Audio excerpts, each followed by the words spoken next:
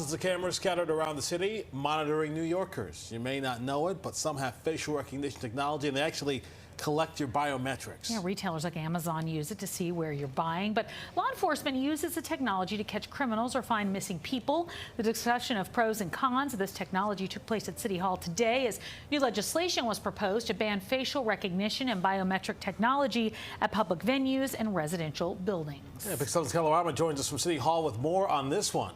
Hey, Calla. Yeah, there are a number of civil rights advocates who say ban the scan. This facial recognition technology is not right for the public's privacy. Then there are law enforcement agents that say, listen, this is what we need to get criminals off the street. The debate continued inside City Hall today.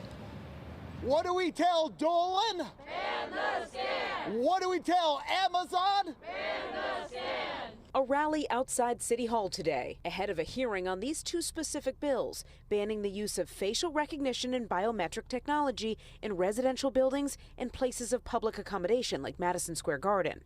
MSG Entertainment bringing the issue to the forefront after a lawyer whose law firm had pending litigation against the venue was barred from entering an event at Radio City with her daughter. Her face captured by facial recognition cameras, she was stopped by security. It is New York law. Businesses must post signs letting people know the technology is being used, which includes anything from a fingerprint to the way you walk or facial recognition.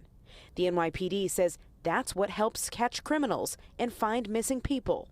The law does not apply to government agencies. People think, it just generates it, then we lock them up. No, there's a lot of things, a lot of moving parts. And for us to draw a search warrant or an arrest warrant for a potential suspect that facial recognition help us identify, we'd probably have to have a victim or a witness do a lineup or a photo array to identify that person. Brooklyn City Council member Shana Hanif sponsored the bill to ban this type of surveillance in public venues. We know that facial recognition tools disproportionately target women who are darker skinned and black women in particular. East Village City Council member Carolina Rivera spearheading the ban for residential buildings. Facial recognition and biometric identifier systems, it opens the door for discrimination and harassment.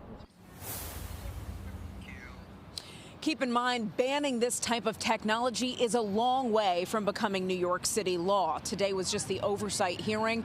There needs to be a vote with the majority win, then it would go to the mayor to be signed into law. So we are still months away from even having that discussion. We're live outside City Hall. I'm Calla Rama, Pix 11 News.